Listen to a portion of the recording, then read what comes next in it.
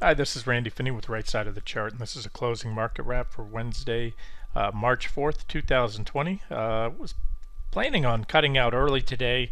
Read it to be pretty much a consolidation today. Had a lot of good active trades early in the day, but I decided to stick around when I saw the market take out those some of those levels earlier today. So let me just recap what happened today if you didn't catch any of the earlier analysis or the previous video. All right, we're starting out this morning, posted a couple levels, including that trend line here. I'll just go down to this one, including that trend line I was focusing on off the Friday's lows right there. There's our primary uptrend line right now. It's a near-term uptrend line. Remember, the intermediate-term trend is still bearish, and we've been walking up this trend line. So this morning, posted it here that we had a pullback to that level, and it turned out to be a perfect test. That was a an objective level for active traders to reverse short, go long, game a bounce. And then you can see the levels that I had here. This is the big one, really big one, I think, about 3,100. And that got taken out in the last hour of trading. Now let me talk about that real quick. That's why I want to do the video. I did make a post on under the most recent post on the front page. I'm sorry, a comment in the comments section on the last post for the video, stating that breakouts that occur on the final minutes of trading or in the last hour of the day are usually should be treated a little bit suspect. You don't know. There's just a higher rate of failure. Breakouts that occur during the day, midday, if you see a big green impulsive candle like that, it's pretty good. And what we're looking at here, this is that same 60-minute chart at ES. I'll get to SPY and QQQ in a second. There's the breakout. That's the last hourly candle. There's our closing candlestick. This is the new one forming after the futures. These are the Globex futures. They continue to trade. So that little red candle there is after that. So there's our last candle. So that level was pretty significant for a few reasons, but primarily because of all the reactions there. Remember, it forms this symmetrical, or not symmetrical. I'm sorry. This is an ascending triangle pattern. We call this in trading. You have a upward sloping lower line and a horizontal upward line on the triangle pattern, and so that is a breakout. But then again, that was yesterday as well. That was on the Fed rate cut pop right there, which was immediately faded. So really, all we've done today is come full circle. We've recouped the gains. Most of the losses, not all actually. And remember, there's a previous spike high from yesterday, and that's always something you look at as resistance. So what happened today? Well, we broke out of 3,100, but again, it's a bit suspect, the breakout, because of the fact that it happened in the last hour of trading, and most of that in the last half hour or so. So we'll have to see what happens tomorrow. I gave you my thoughts repeatedly today on whether you want to extend the trade. I'm still holding on to swing shorts on my accounts. In fact, I used today to get out of over half of. Did a strategic trade in 401k account where you can't trade actively, but there's a couple of funds. A lot of them have trading restrictions. There's an S&P 500 fund that has without trading restrictions, so I jumped in the other day. Kicked myself yesterday because you got to do it before 4 o'clock at the close, and I was fearing today might be a down day, and it wasn't. So basically, point is, today was a chance to exit out of any longs taken. That was, I moved into here on Thursday. I think it was Thursday. I put that money in there. And again, it was the same reason, that I went long on the bounce trade. I was just trying to play a bounce trade in line with that QQQ official trade that we put on that day. That's when I did it. It's a little trickier to trade in 401ks and mutual funds because you get the end of the day close no matter what point in the day you sell. So with that being said, where do we go from here? They'll have to leave us guessing because again, the market's closed right here in relative close proximity. It did take out 3,100. If it happened during the day and we put on 2 more candles or anything like that, I'd say that's a pretty solid breakout because the candlestick was it's an impulsive. But again, the final minutes of trading to be continued tomorrow, in my opinion, and still lean towards that another thrust down here. But this showed a little, at least it showed a little character of the market. Like I said, a 50 basis point rate cut. You can, argue with my logic that I think it was a wrong thing to do at the wrong time. I think Powell, like I said, jumped the gun. I think, I'm going to call it the Powell folly. We'll see if it proves to be. But like I said, it is what it is, and it's a lot of juice. That's like, the patient might be laying on his or her deathbed, but that's just pumping a lot of adrenaline into the market right there, a 50 basis point cut. And so today they bought it, but we just went round and round. We didn't really change anything that I can see right now from where we were yesterday. We're still up in this near-term uptrend right here, because we never took out that trend line. That's the one off the last Friday's lows. We had the Powell pop right there, fade, brought us back to the trend line, and we're working our way up. We haven't taken that high yet out. When we do, that means the trend is extending, because an uptrend is defined as a security making a series of higher lows and higher highs. So we just need to pop that one tomorrow right there. And then you can see about 3160 is the next resistance level, 3217 or so, and then about 3258. And let me show you something else. We'll get to SPY and QQQ in a second. Show you the chart of NQ. I had to update this chart today because the futures rolled, but it's a good thing. Every now and then it does that, and these chart programs, they blank out all the trend line. You have to open the new contract. And so we're on the March NQs here. Actually, I had that before. I wonder why that went away. I thought it was already on the March. Yeah. Either way, we have significant resistance still here. I mentioned that yesterday. So whereas ES just popped slightly, but it didn't take out the previous reaction high, it's the same story. These are the same levels I had here, about 89.30 up to about 89.63. That's where we failed yesterday at the Powell pop right there. Failed to hold above it.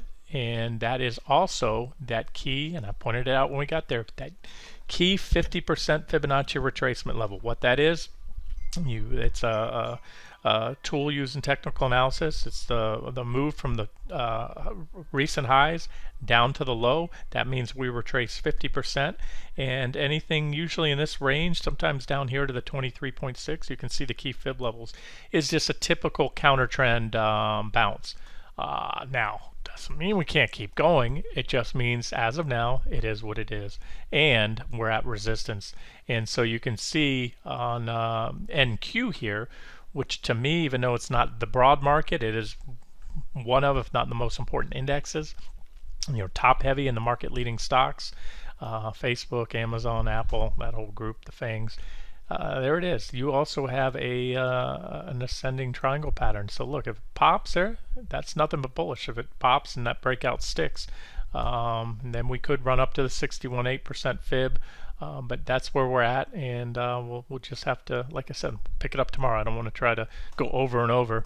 There's not much else that's happened, and I did add the trend line, the uptrend line on NQ here as well, so you can see that's the level to watch right now, in my opinion. So really, those two levels, today's highs for the most part, and yesterday's highs, as well as the uptrend line off last Friday's lows. Bulls do this, bulls win. Bears do this, bears win. Oversimplification, but you get the point. There was the 23.6 right there, which was also resistance and now potential support level. Flip back to ES, and then I'll get to SPY for you in a second. And just to show you here, let's see what those fibs look like. I can tell you we're at the same exact level here, the key 50% retracement level. Grab the Fibonacci's, grab off the bottom right here, off Friday's lows, just measure up. Go over here. That was the all-time high there in the SPY, and it's hard for you to see it now because I overlapped prices. Here we go. There it is, 50% on the button, 50% Fibonacci retracement. Doesn't mean we have to reverse, but a lot of traders trade off these levels, and I'll tell you, there's magic in Fibonacci. The Fibonacci sequence, these Fibonacci retracement levels in trading, just about anything in the natural world. There was a great documentary a few years back on Nova called The Great Math Mystery. You can check it out on streaming, and they talk about the golden ratio and the Fibonacci ratio, and it's just amazing how these numbers so often show up in nature, in the natural world, and in the financial markets and things like that. So Like I said, I can't tell you it's a stopping point for the rally, but I can tell you it is a resistance point plus price resistance right there. So let's see where we go tomorrow. Okay, and on to the Qs. Earlier today, I tweaked resistance levels and put a line here. Or this one may have been on yesterday. I think I might have tweaked it about 217.67, and that's pretty much where we parked the day right there. You can see that's again, it's going to look like NQ. That's yesterday's highs. There's the Powell pop right there, Powell pop and drop, I should call it. And here's the uptrend line that we have off the lows. So if you're if you don't have access to futures charts, investing.com will give you free real-time charts on the futures. You don't even have to have an account with them. Many brokers like TD Ameritrade do. So if you had Scottrade, you're now with TD Ameritrade. They download their Thinkorswim trading platform. They have some good, nice streaming real-time charts for you as well without any fees or anything like that. All right, so that's it. 217.70ish right there in QQQ, uptrend line to watch, and then that big old gap. If we can build on the gains tomorrow, remember this, doesn't mean that it's all smooth sailing. The market has plenty of resistance overhead, including those massive gaps back from the 24th of February right there. So that's what we're looking at. The QQQ trade, like I said, do what you want on the stops. I think did they clip our stop here? 218, where we hit a high of 218.33. No, not yet. No, is that it? No, there we are. We're on a daily chart. High of 218.33. So nope, not yet. But I'll leave it there, and you guys decide tomorrow. See, the tough part is, if this market wants to run, if today wasn't one day wonder, which I suspect it will prove to be, then but if it's not, then we could gap up and bypass that level and keep running. So you're going to have to take that into consideration. The limitation to stop loss orders is that they can be bypassed on a gap. So whether you have a stop below, this is a short trade, so it stops above our entry price, and if they gap above, let's just say they gapped up, theoretically speaking, it could gap to 218.51, and then just keep running from there. And if you had a stop loss order, well, I take that back. That's not the way I wanted to say that. Let's say you have a stop loss order, a standing good to cancel stop loss order at 218.50. One of the limitations of a stop loss order is if the market were to gap up here, let's say 3% gap up tomorrow, beyond right above that level, well above their 218.50. That's where your order is going to fill. And the worst part is it gets queued with all the other standing orders. So good to cancel any stop loss order is, once that stop price is triggered, it is instantly converted into a market order. That's why you see those big moves in the market at the open. Those are called order imbalances. All the orders are hit at once. And so if there's too many buy orders, the market spikes way up. If there's more sell orders and buy orders, it can spike down. I just wanted to point that out for those of you kind of new to trading and investing. And so like I said, there's no, they're not, stop loss orders aren't a magic bullet, but you do need to use them, because this market, like I said, if it likes the juice that Powell just injected into it, there's no reason it can't go on to new highs. I've made that case, crystal clear lately, that a lot of all my long-term indicators are still well intact, and that so far, knock on wood, it's not over, maybe not, so far this was just a successful test pullback of those key levels on the daily chart. I'll go back here, the 200-day exponential moving average, the 200-day simple moving average, price support there, and that's it. So like I said, I think we get another leg down, but hopefully we'll get a little more clarity tomorrow. Today didn't really show me enough. Had the market dump down real hard, had another follow-through down day, and took out those uptrend lines off Friday's lows that I showed you in the 60-minute chart. Yeah, then I'd say, okay, that put another check mark for the bearish case. But we didn't get that today, but we didn't do enough to the upside either to give really a check mark to the bullish case. It didn't undo anything, because we're not any higher, and in fact we didn't even make it to where we were at the highs yesterday. Still at resistance. All right, let's see what else. SPY, that's the daily. There was that resistance level here, about 309.57 to 310.65. that's comparable to that 3100 level I showed you on ES. And again, this is the after hour candlestick, so ignore that one. This was the final candle of the day, and again, it's just me from years of experience. I always take breakouts that occur at the end of the day with a big grain of salt, because it's there was, you know, if you look at any trading day, volume looks like a smile. What that is, you know, you have a big surge in volume at the open, tapers off at lunchtime, and then goes up again at the close. That's, you know, position squaring. That's the ETFs, the mutual funds. These are each day break rate. You probably can't see the day break lines, but they're in there, right there, right there. So you see you get it, and that's the pre-market session right here today in that gray area, and then this is the start of the regular session.